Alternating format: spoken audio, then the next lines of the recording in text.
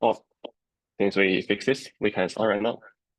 So welcome to the first tutorial of COP 5328. Wait one sec. So can everyone hear me?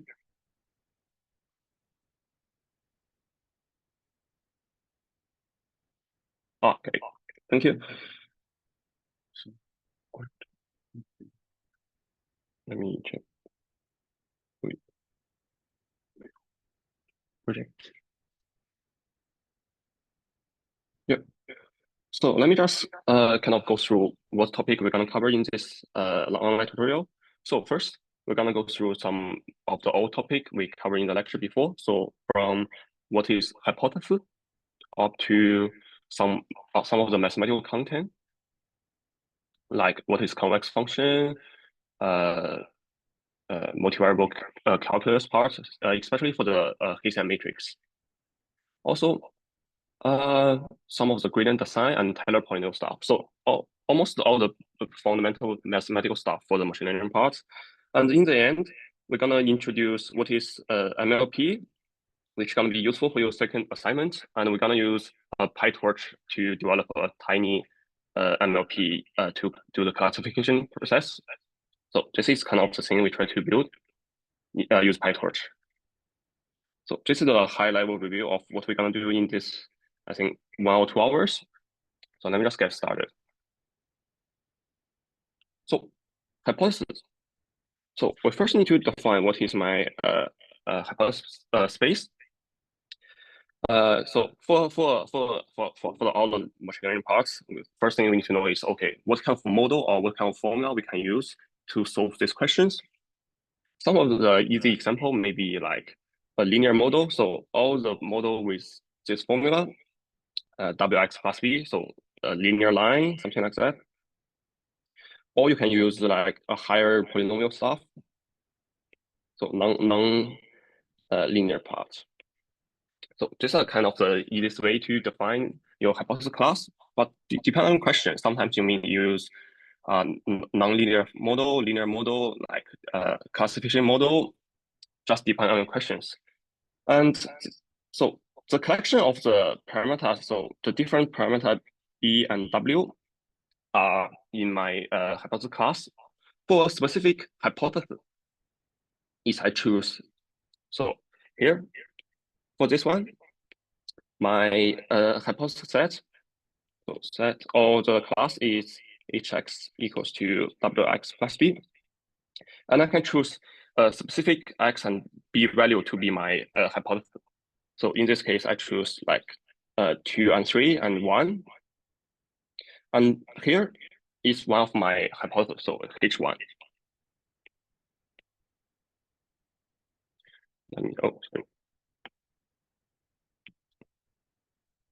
And I can choose different h. So h2 can be like 3x1 plus 6, something like that. So hypothesis is just, okay, I choose different parameters in my hypothesis set. So these are just like go through the basic thing we talk about in the lectures. So the second thing is, we need to define what is a convex function. So mathematically, convex function is defined by this formula. If I choose theta x and 1 minus theta y, there must be less or equal to theta of function x plus 1 minus theta of function y. So this might not be intuitive, but think about if I draw a line. So this means that, okay, I randomly choose 2 points, and I draw a line between these two. All the function value should be below the line. So if follow this case, the function is going to be convex. Thinking about this example,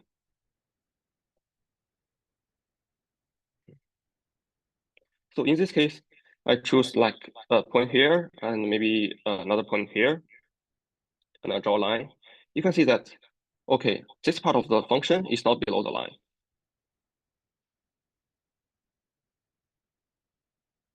So in this case, this one is not convex. So in 2D case, you can already easy to check if function is convex or not just based on the graphs. And you can see why we interested in the convex function, because like for a convex function, you can easily find the minimum points, the global minimum. But for the like non-convex one, sometimes you're gonna struggle in like the local minimum rather than the global minimum. So I just go here. So this one is the global minimum, and this one is the local minimum. Sometimes you're gonna struggle in the local one rather than the global one. And here is some example in both real number and like Rn case. So we can have a line. Line is always a convex function. Your power of your absolute value is a convex function, and your exponential. So exponential is this, always a convex function.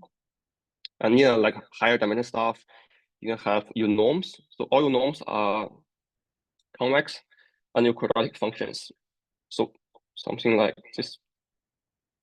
And here, this notation means that the P is positive semi-definite, which we're gonna cover in the Hessian matrix part. And there's some like property we need to remember for the convex function. You don't need to worry about how to prove this one. So the non-negative, make sure that your theta 1 and theta 2 must be non-negative to ensure that this hold. And some point-wise maximize, and the composition of the affluent mapping. So if my function is convex, then the g of function also convex. The g of x also convex. So here's an example of how do we define a function is convex or not. We check its second derivative. So if the second derivative is positive or greater than 0, then the function is convex. Let me just write. So second derivative is greater or equal to 0, that means the function is convex. Oh, this is for the single variable case. And for multivariable, we're gonna use the Hessian matrix. So let me just move to the multivariable calculus part first. So here, we already know that how to find the derivative of a single variable case. But how about multivariable case? Well, we define the new stuff, the gradient vector, which using this nebula f, you can just call this one gradient function, which you just your function takes the derivative of your function respect to your different variables. So here's the example. So fxy equals to 3x squared plus 2xy plus y squared. If I want to find the gradient vector of f, it's just equals to my function respect to x and my function respect to y. So when taking the derivative respect to x, you treat y as a constant. So you can think this function like 3x squared plus 2y x. So 2y is a constant, and plus y squared. Y squared is also a constant. Then you take the derivative as your single variable case, become 6x plus 2y. And similar for the y case, you treat x as a constant.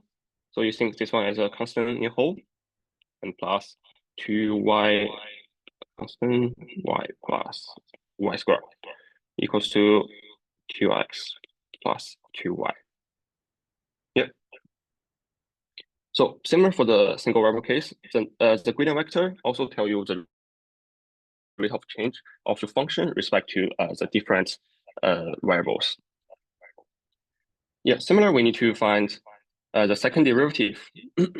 But in this case, second derivative is no longer like I write something like that, but we use the Hessian matrix instead. So we no longer use a single vector, but we need to use a matrix to represent this one. So this one may look scarce, but there are some clear pattern. You can see in the diagonal one. That's fine. So the diagonal always be the function respect to your like variable twice. So the second derivative of your function respect to the particular variable. And for all the row, it's gonna be like, so for the first row, it's gonna be x1, x2, and then the second one gonna be x1, x3. So all the combination of x1, x2, x1, x3, x1, x4, dot, dot, dot, depending on how many you have. And yeah, this is the general case. So this is the Rn case. We're now just interested in the two variable case. So for two variable, I just have here. So the second derivative with respect to x and y. And I got fx equals to, so this two always the same. So that means that you take derivative with respect to x and then take the derivative with respect to y. It's the same as you take derivative y and then take derivative for x. So this one holds for the general case.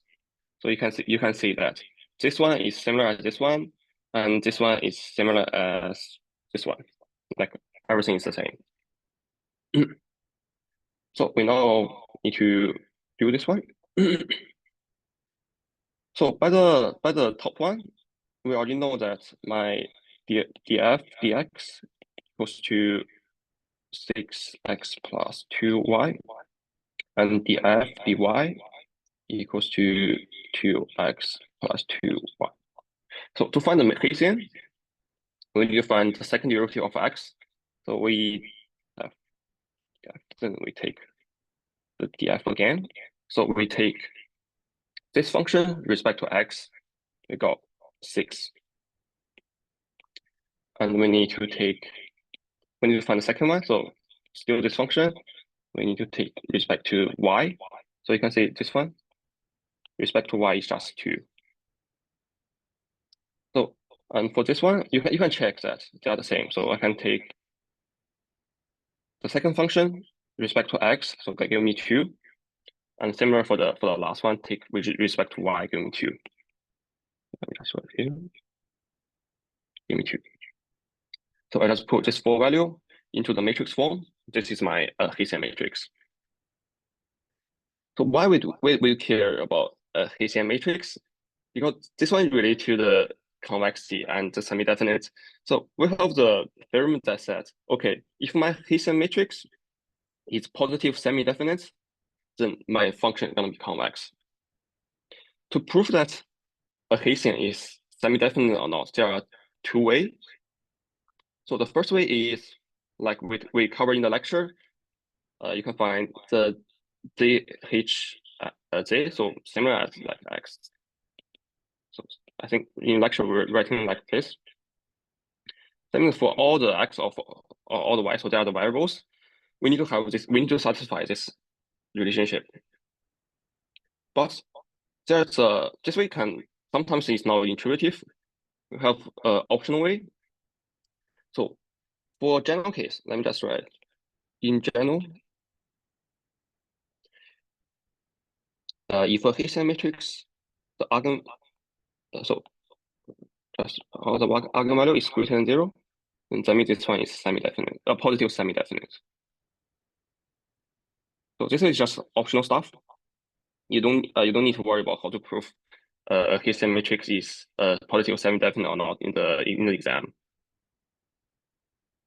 So this is the theorem. Eigenvalue is greater than 0, then that means the A matrix is positive semi-definite. And for 2x2 case, we can easily check this one by using the determinant. So here's my matrix from the previous question. I can check the determinant. So determinant of A just equals to this one times this one minus this one. So AD minus BC equals to 12 minus 4 equals to 8. And since my determinant is greater than 0, this one is positive semi-definite.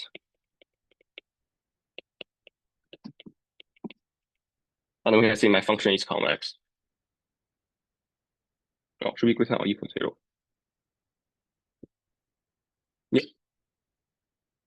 And if your matrix is like 3 by 3, or like 3 by 3 case, then you need to check all the eigenvalues. But in 2 by 2, you can just use the determinant way. So let me just go down. So we also need the Taylor polynomial should be. So Taylor polynomial for our gradient sum parts. So let me just go through this one again. So Taylor polynomial for the single variable functions should be familiarized. So here is the general formula. So I have my function points and my first derivative, my second derivative, and all the way to the like nth degree. And we can, so this one is kind of intuitive. So we just use the example to illustrate this one. Let the function be, so x cubed minus 2x squared plus 3x minus 5. And we'll try to find the polynomial at x equals 1. So first of all, what we need to know? We need to know, since it's a third order polynomial, we need to know, okay, what is the first derivative? What is the second derivative? And what is the third derivative?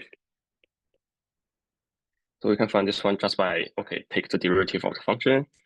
So derivative of this one is 3x. So I don't go through this one. So here is all the derivative.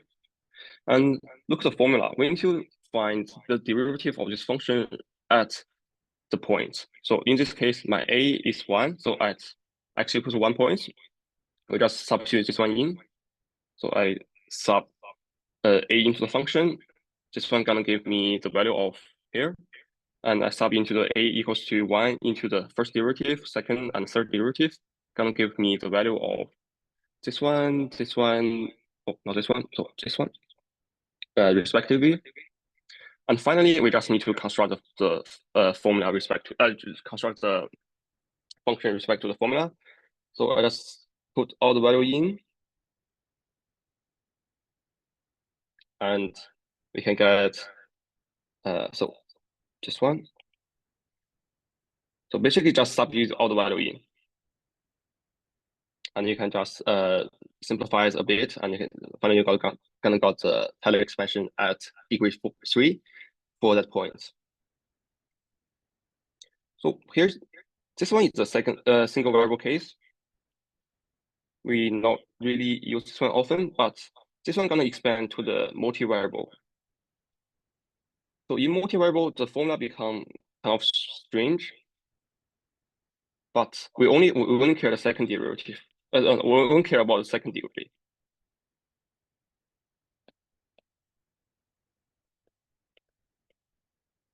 Polynomial.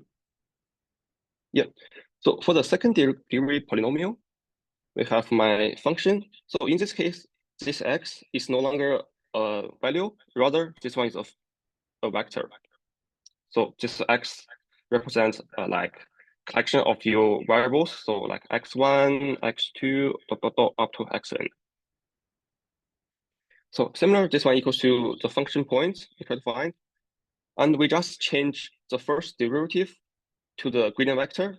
So this one you can think as, let me just write here. So the gradient of function, it just becomes a function respect to x1, function respect to x2, or function respect to xn.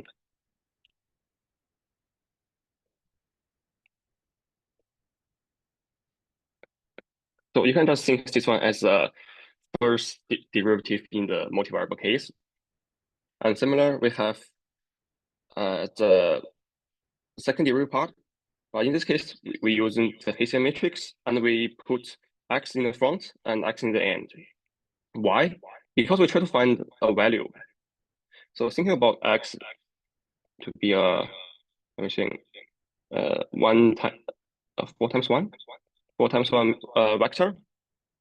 So if I take the transpose, I got 1 times 4 vector, and Hessian matrix gonna be 4 by 4 because I have 4 variables, and this one gonna be 4 by 1. So after I do all the calculations, I'm gonna get a y by 1 value. So this is my goal. But if you just put, okay, x minus 1 squared, so this one doesn't really make sense in mathematical science because you can't use 1/4 matrix to times another 1/4 matrix. So this one is not work. So that's why we use this one to represent the second derivative. So to represent the second order of the polynomial. It's actually the same as this one, in a sense. You can see this one is x minus a to the square and times the second derivative and divided by 2. And here is the same. So x squared times the second derivative and divided by 2. So here's the example, the same example. My function is a two-variable case, so two-variable, so x and y. We try to find the second order polynomial at point 1 and -2. So let's write the function approximates at the point plus my gradient vector times the line, so x minus 1 and y plus 2 and plus a half x minus 2 and times the Hessian matrix of x minus a, y minus b. So since we already got this and this in the previous question, we can just substitute everything in. Let me find. So the gradient vector is 6x plus 2y and 2x plus 2y.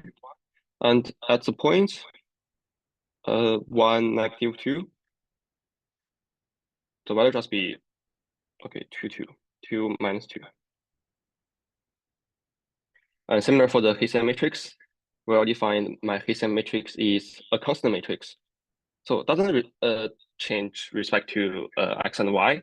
So we don't need to really worry about this one. We just put this one here. So you can see after that, you can do all the matrix multiplications, and you're finally gonna get the function like approximately as a constant plus some x and plus some y. So I don't do the calculation here because the major part of this online tutorial is about the neural network and so the MLP. So everything up to here is just the revision of the lectures. So here's the new stuff. So in this online tutorial, we're gonna use the Iris dataset for demonstrate what is MLP. So let me just describe the dataset first. So this Iris dataset is widely used in classifications. It only contains 150 data points, so quite small, and divided into 3 different classes. So you have totally three different flowers, but you have 4 continuous attributes. That means what? Then you have, so your input is x4. So you have 4 different attributes. So x1, x2, x3, and x4. And what is the goal? So your goal is to output, okay, which one is the correct flowers. So your goal is to predict it's y1, y2, or y3. So here's the formula. So formally, given that my input features are x1, x2, x3, and x4, which represent the different. So here's the different x1, x2, x3, and x4. My goal is to classify this input into one of the 3 species. So y into 1 or 2 or 3. So you can see this one is the multi-classification part. And here we're using the MLP to solve this question. Let me just explain what is MLP first. So multi-layer perceptron, MLP, is a straightforward neural network that's consistent only 3 types of the node. So you input, your hidden layers, and the output layers. So the input layers is depend on how many feature vector you have. So in this case, my feature vector, so my x is 4. So here. So here, that just means that my input layer is going to be 4 dimension. And hidden layers is decided by yourself. You have one or more hidden layer depend on the type of question you want. And mostly the hidden layer is constructed like a linear function of your input. So for the first hidden layer, the input is x. So I have w times x plus b. So this is the linear part. And we put a nonlinear function to act as an activation energy. So this is also why this neural network is so powerful, because it can capture the not only the linear case, but also the non-linear relationship between your input data and your output. So for this non-linear activation functions, we're gonna use ReLU or sigmoid. So depend on which type of thing you do. So in this case, we're gonna use ReLU as an example. The ReLU function is the maximum of 0 or x. Graph is like here. So if your input is less than or equals to 0, this whole function will return 0 for you. And if your function is greater than 0, so anything like 2, 3, 4, this function will give you the respect value. And finally, you need to decide your output layers. So since our case is a classification model, so we're gonna use the softmax to be my output layers. So for the softmax, it's gonna return me like, okay, let me just write here. P equals to the probability. So 0 0.5, 0 0.2. So here is the EG. So the final layer are gonna give me something like this, and that means that okay, so we classify into the first type of the flower with probability of 0 0.5, and second one into 0 0.2, and the third one into 0 0.3. So in this case, that means that okay, we're gonna choose the first one. So find the biggest probability one. So here's the general case of the neural network. Let me just use our one as an example. So we're gonna construct a really tiny MLP. Oh, so let me check. So here's the structure.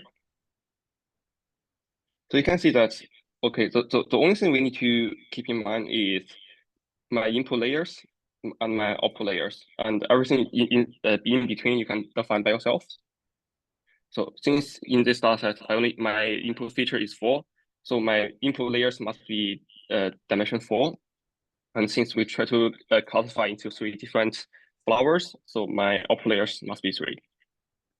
So this is the only two you need to take care, and the rest of them you can decide by yourself, like how many neurons I have in the first layer, how many neurons I have in the second layer, like what is the activation energy I'm gonna use, like ReLU, sigmoid.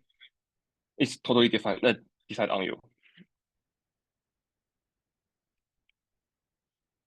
But in this case, like for the PyTorch part, we're gonna just build a tiny one. So I'm just gonna use 1 hidden layers. So my one just look, so for input layers, I have 10 different neurons. 2, 3, 4, 5, 6, 7, 10. So 10, I have 3 output layers. And I just have this 1 hidden layer. And I'm gonna use ReLU of my activation energy. Let me show you the graph. So here is the things we built. Kind of the small and easy one.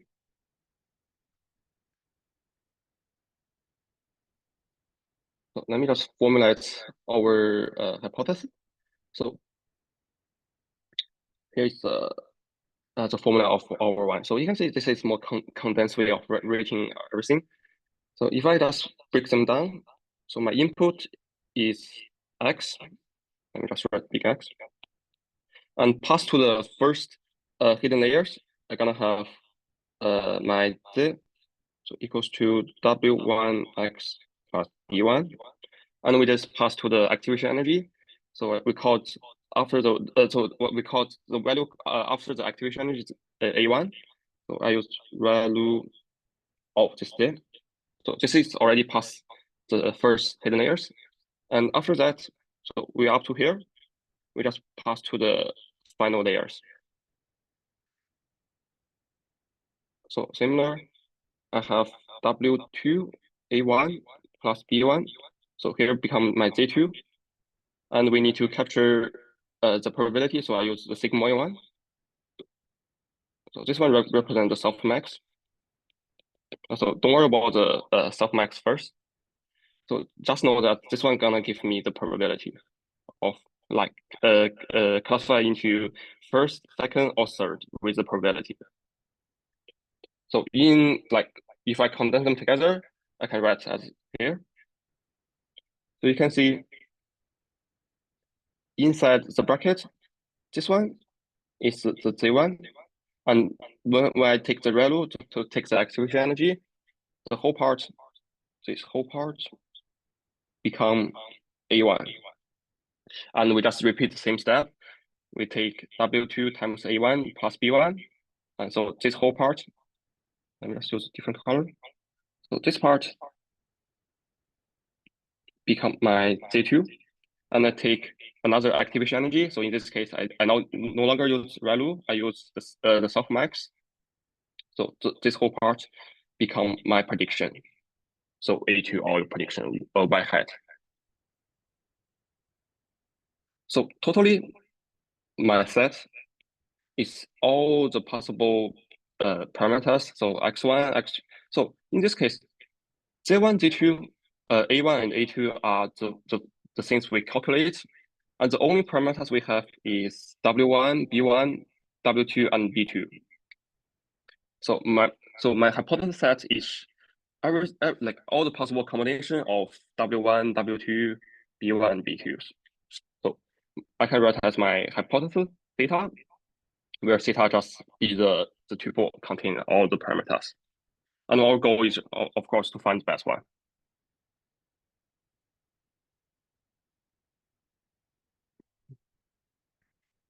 So let me just go through. So here's like the high level review of how to do the calculation part.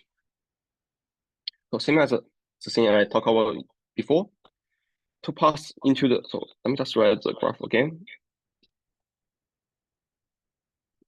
4, 3.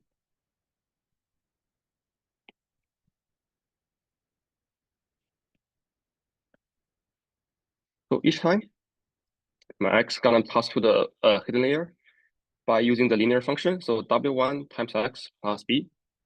So inside this little neuron, I just zoom in the neuron. I have J1 here. And so my input is W1 times x plus b. And we no output the J1, but we rather put the A1. So after the non-linear transformation, so between these two, we're using the ReLU function. And similar, like, okay, I'll put the A2 into the second layer of the neuron. And the similar for here, I use that, but in this case, I use W2. So here's the construct. Maybe a little bit non-clear. Let me just talk this one again. So so my input is x into x1, x2, x3, x4. And my linear case is wx plus b. And this one gonna give me some vector. But we don't put this linear case. So so after this transformation, we don't put the J1 up to, we don't transform this J1 to the second neuron. We take another nonlinear activation energy. So we take the non-linear part, C1, and give us me A1. So in this case, okay, I pass the A1 to the second neuron. And finally, you repeat the same step. And for the second one, you just, okay, I find the linear case. So W2 times A1 plus B2. And I use like the same one.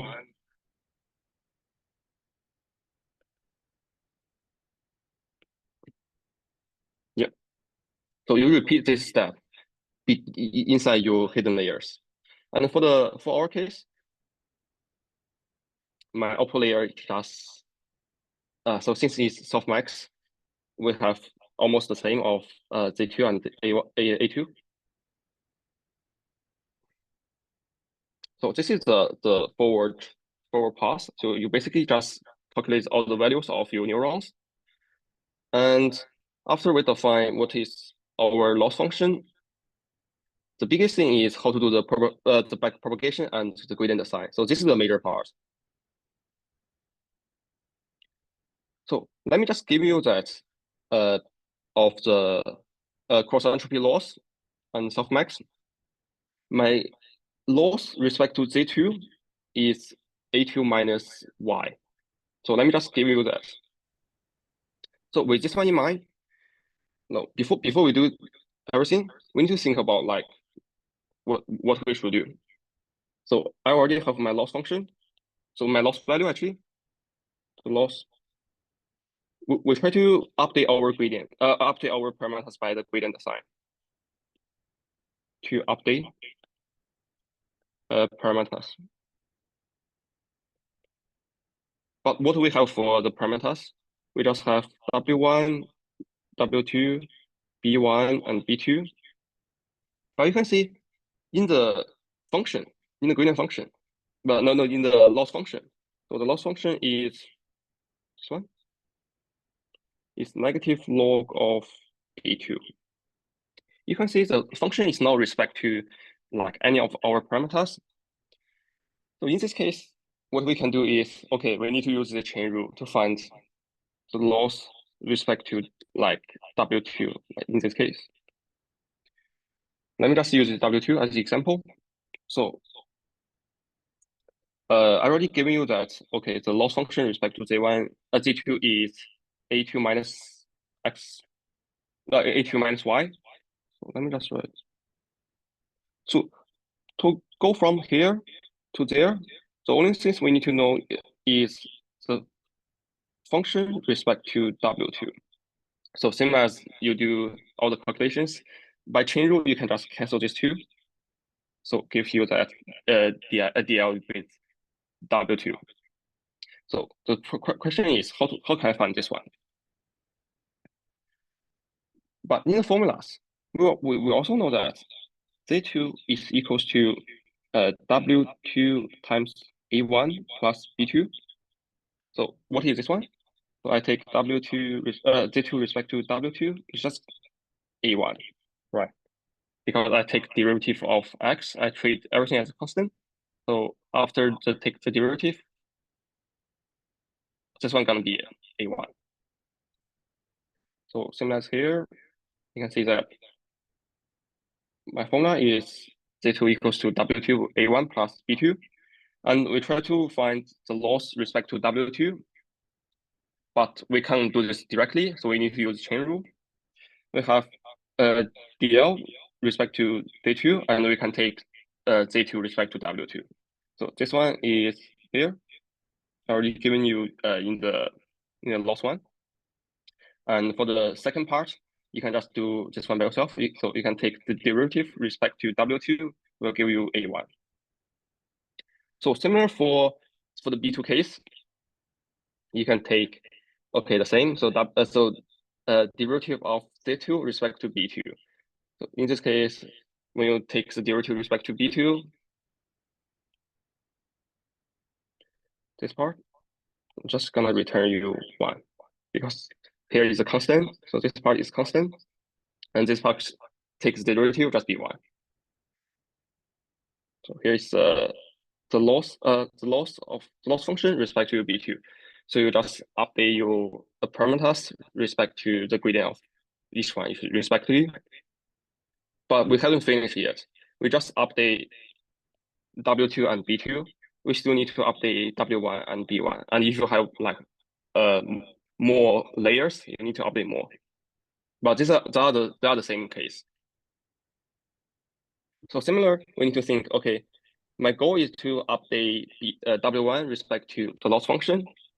We now just have, okay, the loss function respect to J2.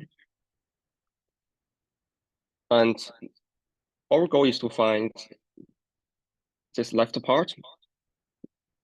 But the only thing we know is, okay, the only formula we have with respect to W1 is, okay, J1 equals to W1 times X plus B1.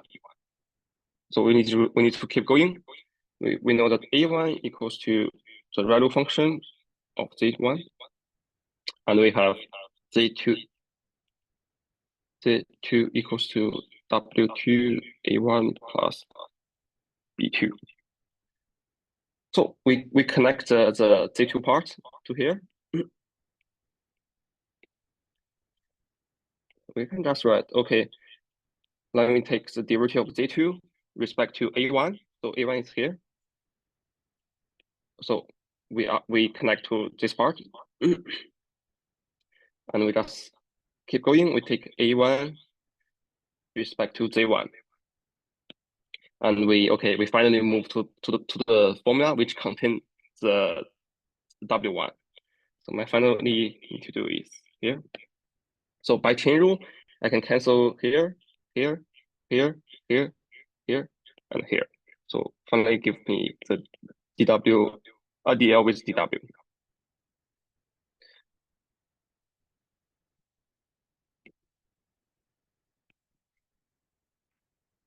Yep.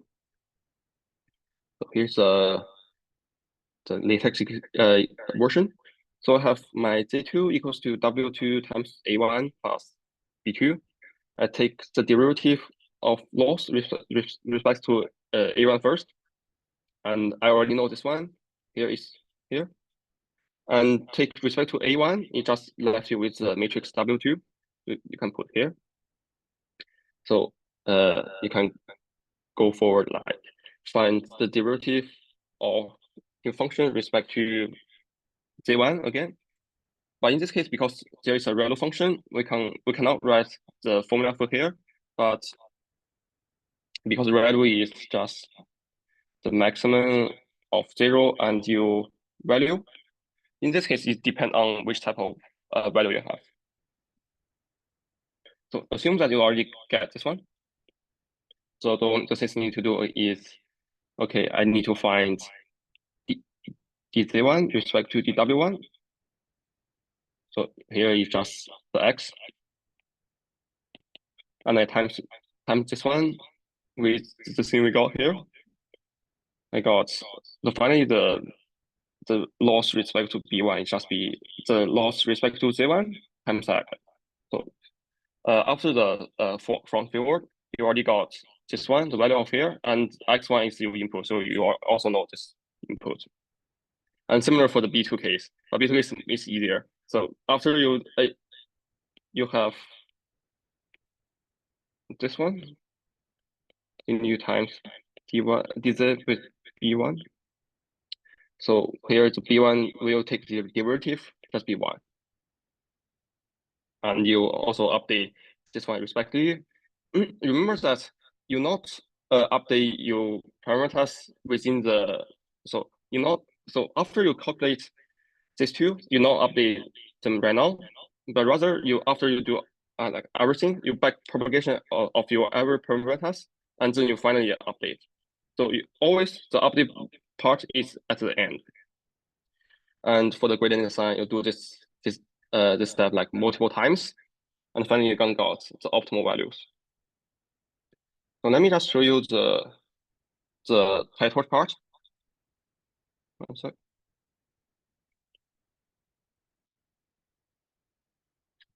Find the PyTorch.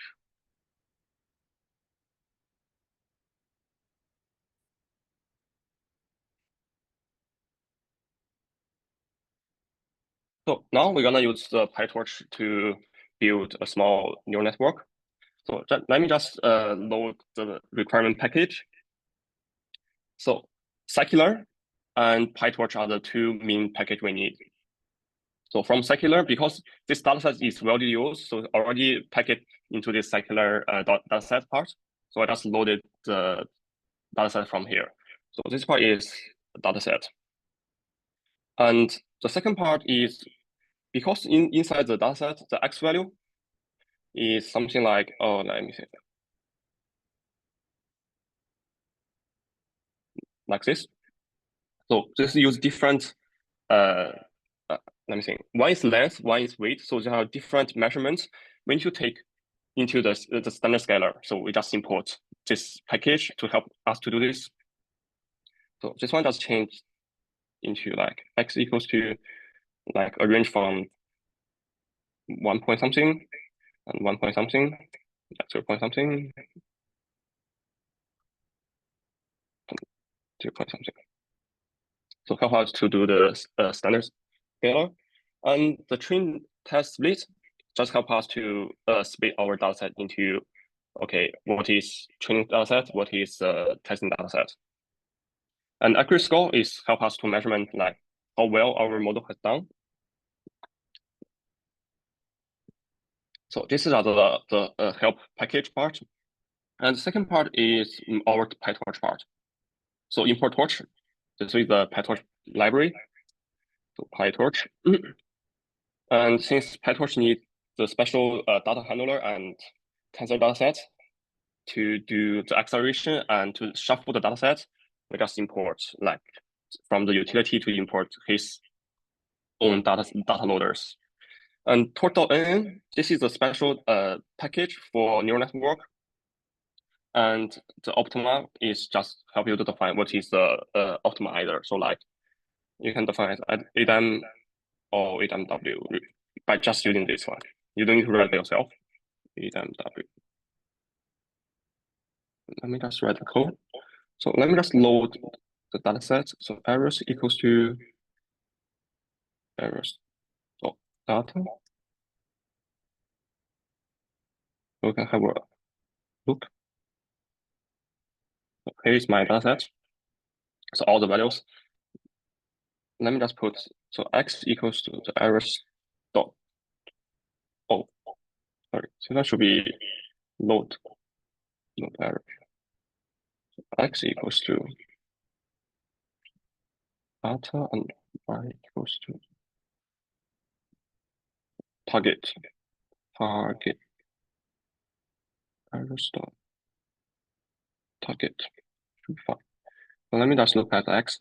So x is like, you can say it's four dimensions. So here is represent the different features of your so of one data points. And you can see for y, oh, this one is not good. Let me just use.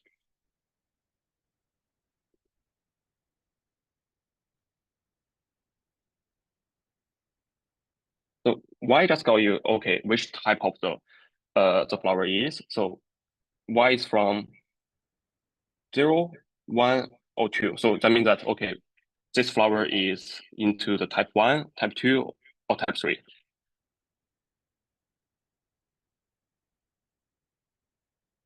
So already in X, we see that because they are not follow the same standard stuff. We can see this one is from 0.1 up to like 2.3. But for the first one, it's just from 5 even. So we need to standard scale this one. So let me just define scalar equals to my standard scalar. And we just transform my x value to be more standard form. Dot fit transfer of x. It does not print this one.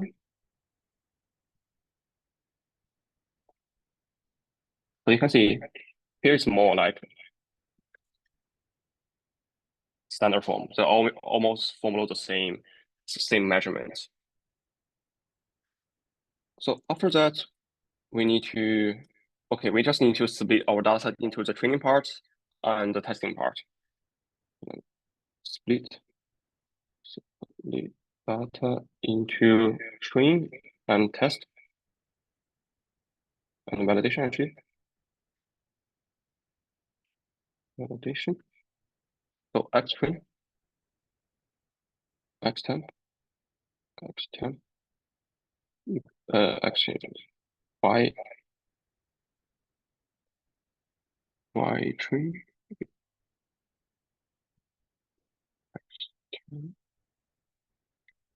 Y train, Y temp equals to train test split X scale Y. So this test size is okay. How many? So what percentage of the data set you want to use for your testing part, and what percentage of your data point you want to use for training that? So in this case, I use 70% for my training, 70% for training, and like 30% for testing and validation. Validation. So in this case, I just write 0.3 here, and I just set a random seed to make its consistency.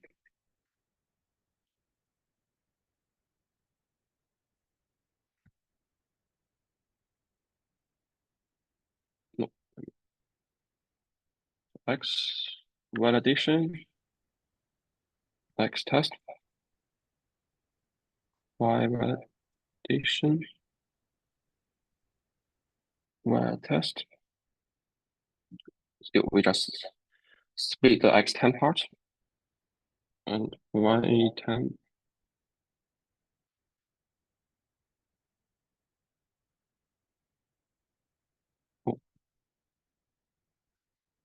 test.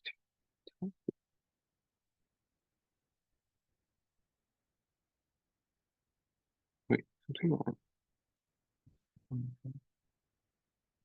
Oh, here. So this part means that, okay, I split my dataset into 50 for training and 70 for the rest. And here, I further split this 13 part, split this part into half into half. So we'll have 50% for testing, so for the final testing, and 50% for validation.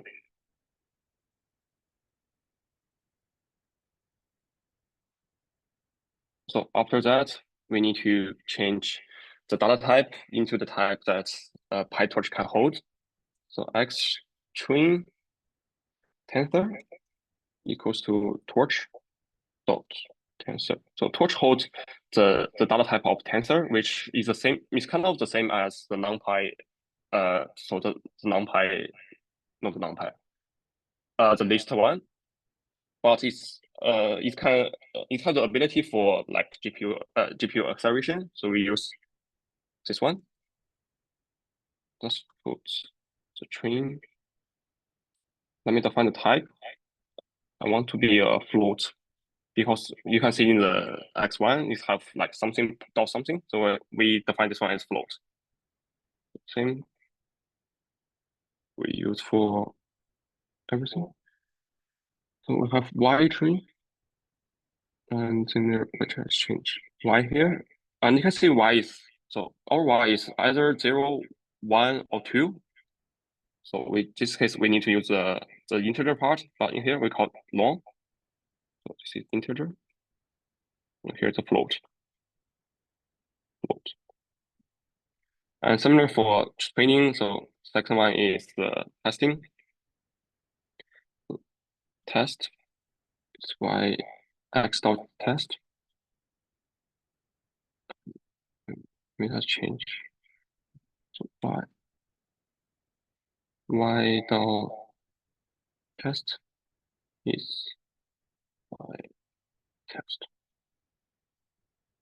So I change this one to null.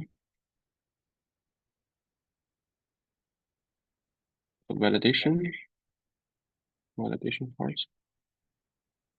Y here's X X,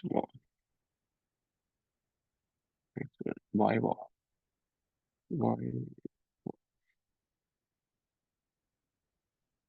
Yep.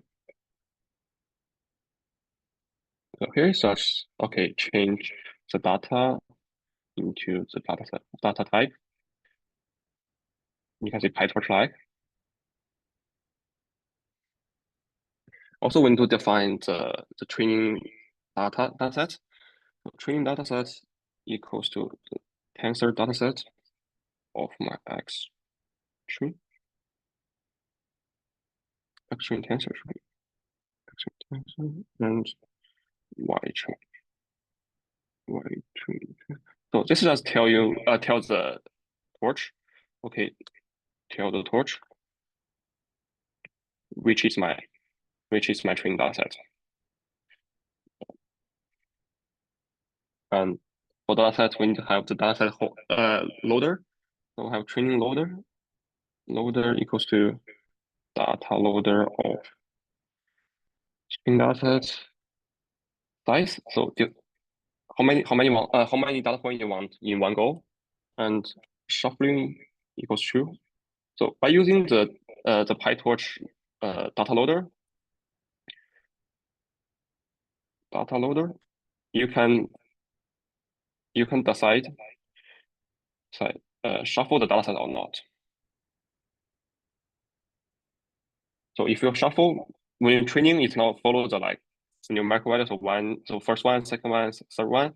Rather, it's gonna like randomly. So we might train using the second one first, and then the fourth one, and the 10th one, like this. So it just randomly choose the data point to do the training. This one. So finally, after everything, we can build the model. So we just use for line to build the model. So model equals to an n dot sequential. So here is the MLP model part. So the main part actually. So n dot sequential is a really powerful tool you can use to help you to do the neural network part. Let me just open the bracket. So in this n dot sequential, you need to define, okay, which layer I want to use. N dot linear, and the parameters are just, okay, let me just explain this one. N dot linear is equals to, okay, J1 equals to W1 times X plus B1. So this formula does, this one, the N dot linear, is simulates the calculation here. And by the name linear, you can see, okay, it's just the linear part. And the two parameters, so the first one is your input dimension, and the second one is your output dimension. And after the linear part, we need to have the activation part. So I can use n dot ReLU, should capitalize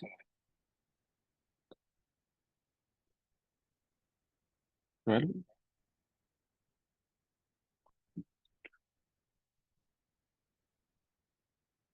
And then I can use, okay, I can just keep going.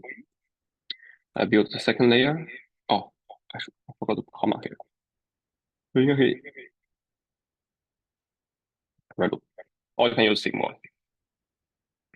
So after the activation energy, so this one converts the C1 to the A1, the activation part. And after that, okay, I can build a second layer. So I use same, the n dot linear bracket. So since my output layer of the first one is 10, so the second one gonna be, so my for the input, the second one gonna be 10. And since, okay, I just built one hidden layer in this case, so I want the output to be 3. So here, from the hidden layer to the output layer. And that's it. You finish your model. Oh, someone, let me check. Can you please tell us why choosing 10 outputs? Oh, this is just a random one.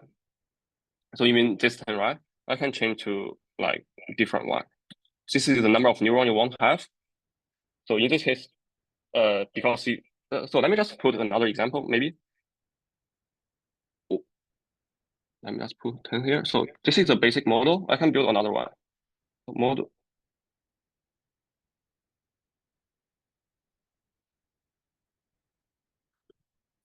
Let me just define a new one. So I use more neurons than before. And so because I change here, I also need to change here. And in this case, I don't want to use, okay, just one hidden layer. I can use more. So I can let him to transform like 13. So the second hidden layer. Okay, I can just keep going. So this case, I use maybe different activation energy. So like n dot sigmoid, bracket,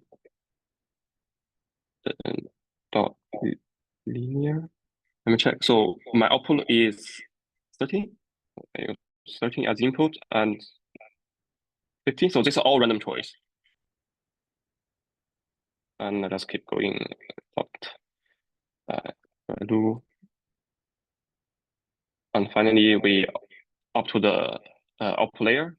So 50 and output 3. So let me just dash this one first. And I can show that it works the same.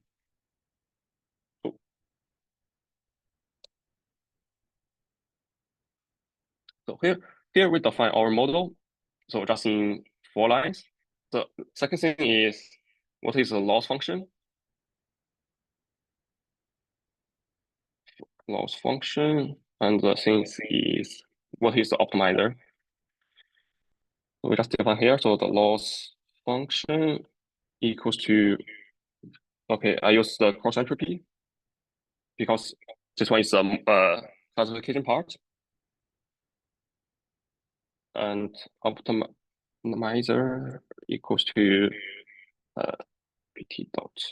You can use just ADAM or ADAMW. It works the same. And model.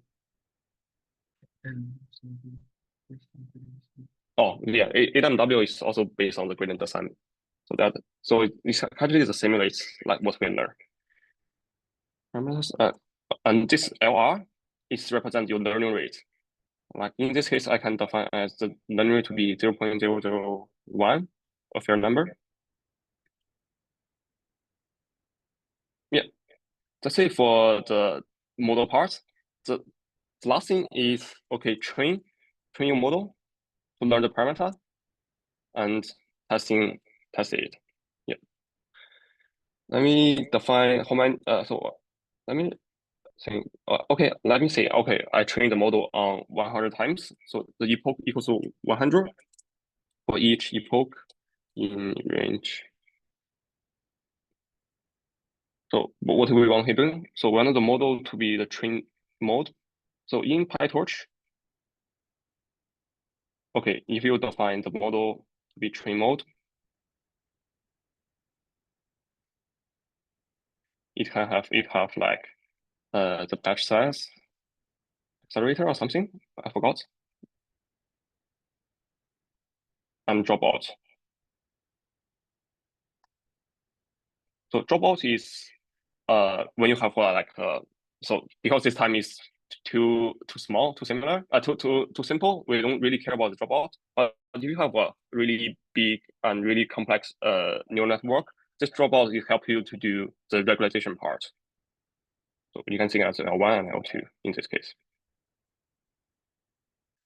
So for input, label. So input is X and label is Y. In training in train loader. Well, let me check the set.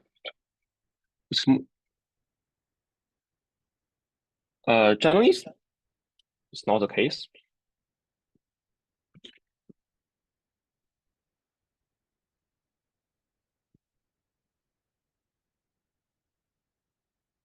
optimizer dot zero grade. Let me just finish writing and talk about all the codes. So output equals to model of your input.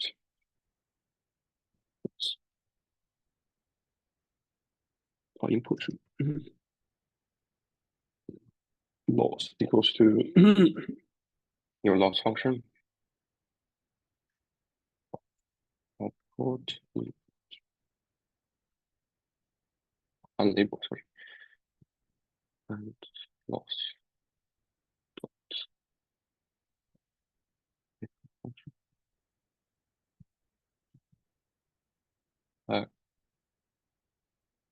What optimizer dot step. Yep. So let me just explain all this part code.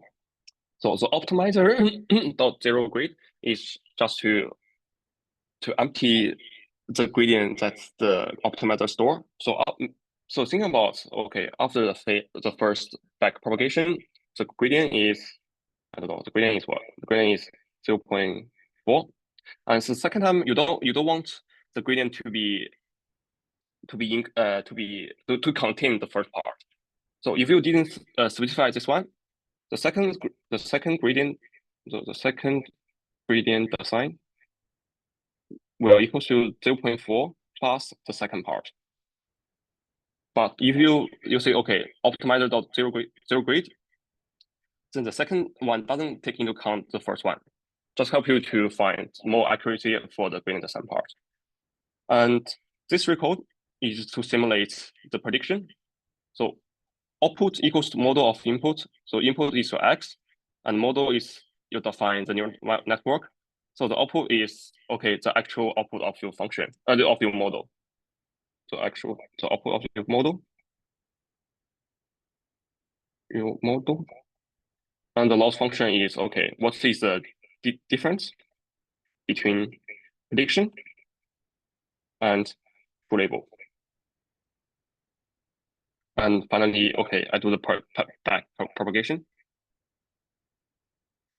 So PyTorch already can automatically do this for you. For you. Yeah.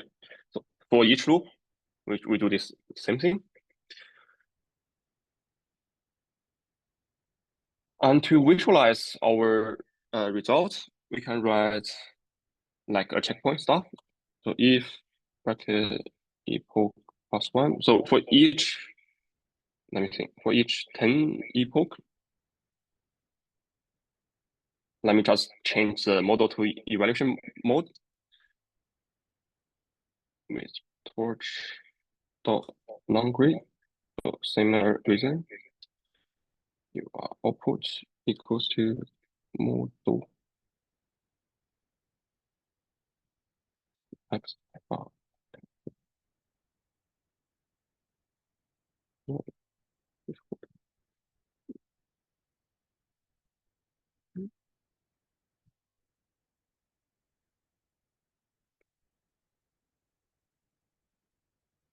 Max validation equal to 1. So accuracy. So let's bring the accuracy equals to accuracy score bracket y by evaluation prediction class.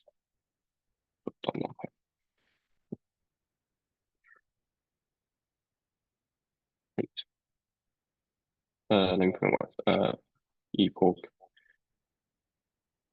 epoch uh, epoch plus 1.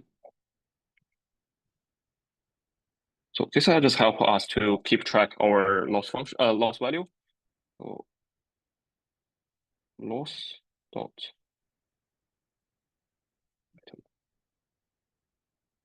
to be four digits, and my validation accuracy to be the validation dot Okay, still four decimal points. So this one just help us, okay, for each 10, so like 10, 20, 30, dot, dot, dot. This one help, okay, to print what is my current step, what is the current loss, and what is my model do in the validation set. So finally, so this is all the training part. So after the training, we try to evaluate our model.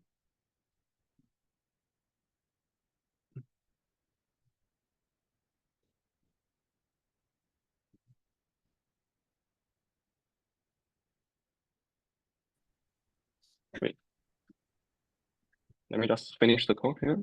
So the testing output equals to model of UX testing. So this time we use the testing part. And okay, we do the same. So we just text prediction question of the testing output. Okay, the testing accuracy equals to, okay, the accuracy score, same as this one, Y test.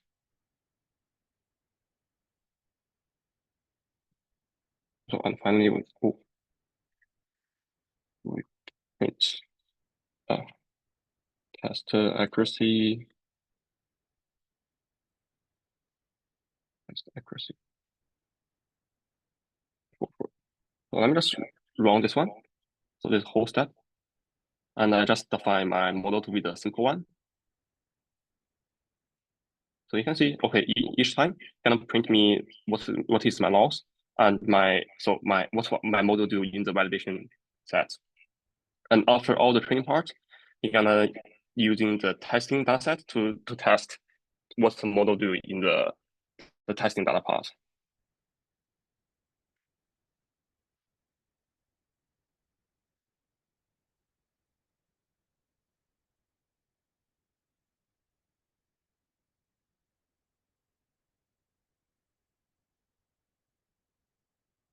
All right, so maybe let me continue.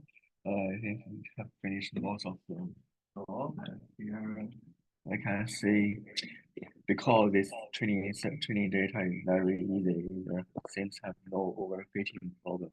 So in general, because here we have a validation data set, so we can make use of the validation data set to select the best model, to prevent overfitting. So in general, we can add some trick here. For example, we have a best model, you go to none, and we have the best accuracy, best validation accuracy so far. If we go to 0, and if we go in here, we can, for each time, although we check if the bar accuracy larger than or larger than the best validation accuracy. If it is, we can update our best model equal to the model, right? Current model. So in such a way, we can track the model with the best validation accuracy and use for test later. So of course, here I also need to update my best validation accuracy be the var accuracy, right? All right, so here, after using this validation process, we can directly change the name of the model to be the best model.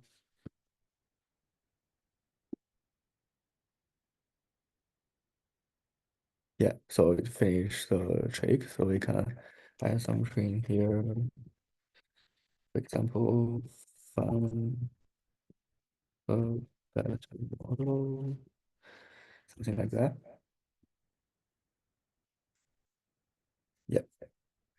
So basically, because this data is very simple, apple. So and the first few apples is just already find a best model.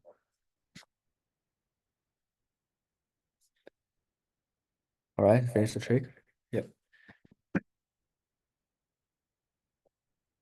Yeah, and we can see that, okay, let me change to the complex one, kind of the complex one. Wrong.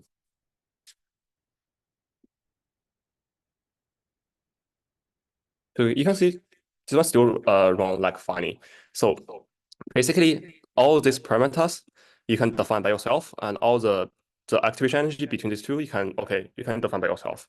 But just keep in mind that because this data set, the x input is 4-dimension, and the y we try to find is 3-dimension. The only thing we need to keep is here the first layer's input and the final layer's output. So these two values cannot change, and everything in between you can change. So I'm gonna upload this one into the canvas after this one. Let me check the chat.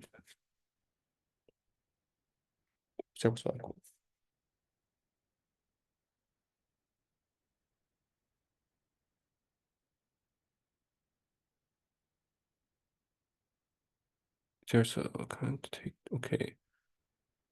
Oh yeah, PyTorch can be installed on M1 Pro Mac because my one is the M1 one. So yeah, you can find in the PyTorch website they have specified tell you that okay, if you use the Intel one, if you use the Apple Silicon one, which one you can download, should be fine.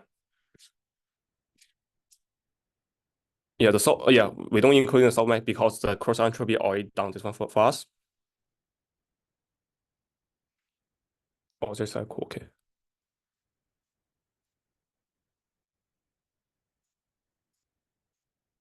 Is there any more question about the PyTorch part?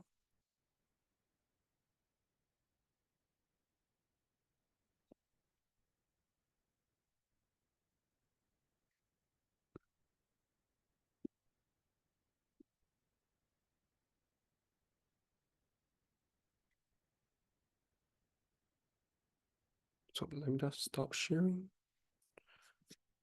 I'm gonna upload the PDF and go add.